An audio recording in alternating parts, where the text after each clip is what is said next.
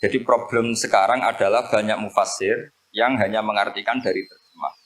Itu bahaya sekali. Jika ada orang yang menikah secara mut'ah, itu kan mirip kayak transaksi zina. Mereka berdalil famastam ta'tum bihi minhunna fa'aduhunna ujurahun. Perempuan yang sudah kamu nikmati, yang penting kamu bayar. Terjemahnya seperti itu. Karena ujur itu jamaknya ujroh. Itu fatal sekali. Padahal ayat itu begini, settingannya begini. Setting siakul kalamnya atau asbab nuzulnya. Ini sekaligus, memang saya sengaja ngaji dengan tema yang berat. Untuk penghormatan pada yang ngaji. Kalau temanya ringan kan kayak TPG.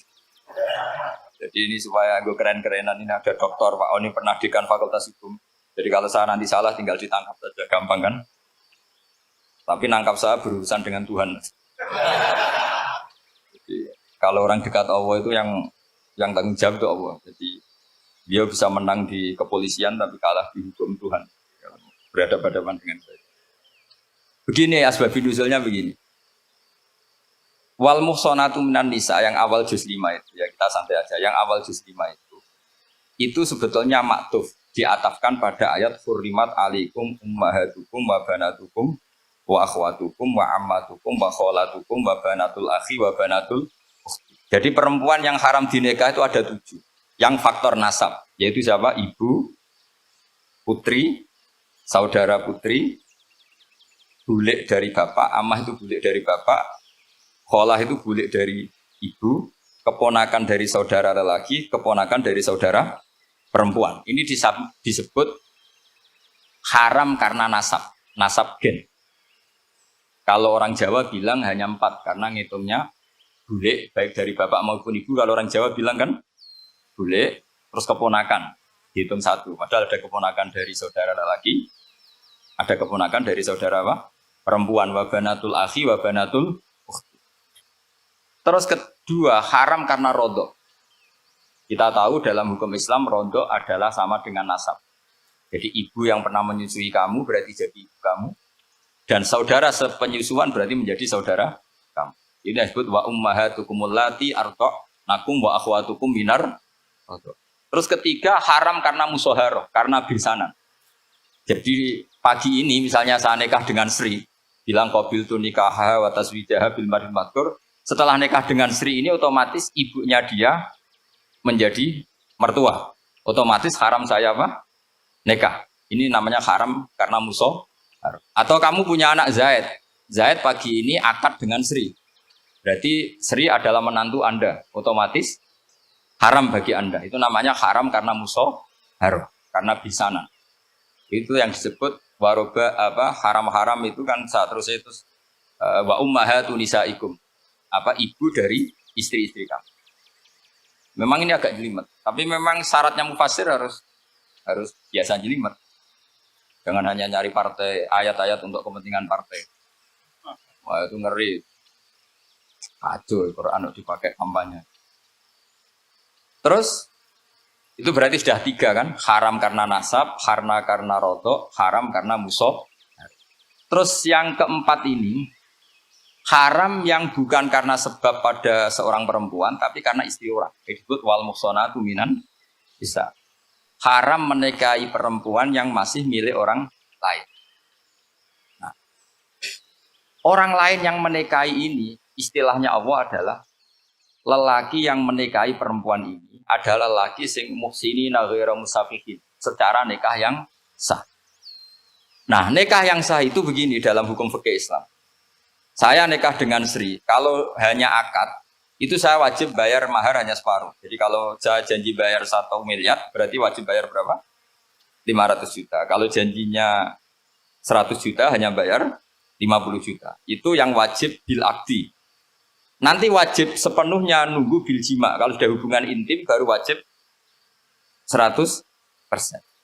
Jadi kalau ada di Jawa, nikah dengan seperangkat alat sholat, itu yang atasannya tok, itu wajib karena akad. Nanti bawahnya nunggu setelah hubungan apa? Intim. Nah, ini hukum Quran, bukan hukum saya. Makanya kan wa in talaqtumuhunna min qabli an tamassuhunna, saat terus panis suma faradtum. Hanya wajib bayar setengah. Nah, Nah perempuan yang sudah diajak hubungan intim itu kata Allah fa'atuhunna ujurahun, maka wajib kamu bayar pen. Jadi ayat itu tentang perempuan yang sudah dinikah, kita harus bayar berapa? Harus bayar pen. Ini penting saya utarakan. Nah, problem kita sebagai orang Indonesia ini juga problem Pak On, problem semua kiai. Mahar di Indonesia itu nggak bisa dibahas di Quran karena keterlaluan, kecilnya itu keterlaluan. Saya ini kan kiai, sering ngakatkan tuh sampai bosan, seperangkat alat sholat itu ngawur sekali. Ini mbak-mbak harus nggak mau. Jadi saya provokasi minimal itu ya berapa? 100 juta berapa? Pantasnya berapa? Pantasnya berapa? 10 gram itu berapa nilainya? Kan 1 gram 500.000 baru 5. Ya sudah mendingan itu 10 gram. Quran itu bayangannya gini sambil latihan, yang hafal-hafal biar latihan. Jangan dapat beasiswa karena hafal tapi nggak jelas lunturungannya. Quran tuh bayangannya gini, ini nggak mungkin Quran ini bisa dibaca di Jawa. Wa in aradtum istibdala zauji makana zauji wa ataitum ihdahunna qintaran fala ta'khudhu minhu syai'a. Jika kamu nikah sama seorang perempuan, kemudian kamu cerai, maka mahar yang sudah kamu berikan jangan ambil lagi. Karena mahar di Arab itu mahal, 100 juta, kadang mobil Alphard, kadang GMC. Sehingga setelah menceraikan tuh kebayang menarik. Kok enak, dulu saya memberikan itu kan dapat servisnya, sekarang sudah saya cerai, saya tarik. Kalau mahar di Indonesia kan seperangkat alat sholat. Jadi gak kebayang ada kalimat fala ta'khudhu minhu syai'a, jangan ambil lagi. Kebayang ngambil aja enggak? Apalagi kalau nikahnya sudah 2 tahun kan sudah lusuh, sudah. Tapi kalau di Arab itu kebayang karena mahal. Makanya orang Arab suka nikah orang Indonesia karena murah. Jadi bahasa kintoron itu harta yang enggak ternilai. Wa ataitum ihdahunna kintoron. Yang enggak ternilai, mahal betul. Itu pernah saya hitung, ada yang mahar itu 400 juta, ya sekira segitu. Nah makanya setelah dicerai, Allah memperingatkan setelah kamu kasihkan, ya jangan minta lagi. Kenapa kepikiran minta? Karena jumlahnya besar. Kalau di Indonesia kepikiran nggak minta ya? Nggak kepikiran, saking kecil. Seperangkat alat sholat, kadang 1 juta. 1 juta itu setelah hubungan intim, sebelumnya yang wajib hanya 500. Itu kan nggak kebayang. Makanya susah ngartikan Quran di Indonesia, kadang susah karena kadang terlalu. Itu pernah Sayyidina Umar radhiyallahu anhu pernah bilang begini, wahai para perempuan, mahar itu jangan mahal-mahal, kasihan para lelaki. Itu ada perempuan alimah ya, orangnya alim betul. Meskipun nggak pernah sekolah di UI, tapi alim. Itu usul langsung gini, ya Amirul Mukminin, laisa dzalika laka ya Amirul Mukminin. Faqad qala ta'ala wa atiitum ihdahunna qintaran. Kamu hanya seorang Amirul Mukminin, tidak berhak bikin aturan pembatasan mahar. Allah saja tidak batasi. Kenapa kamu batasi?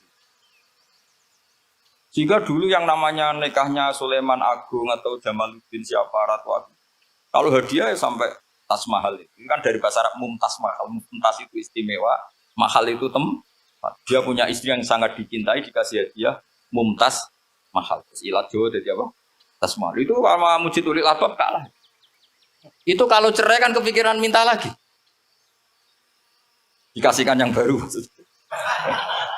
Tapi kalau di Indonesia tidak mungkin karena apa tadi? Seperangkat alat sholat.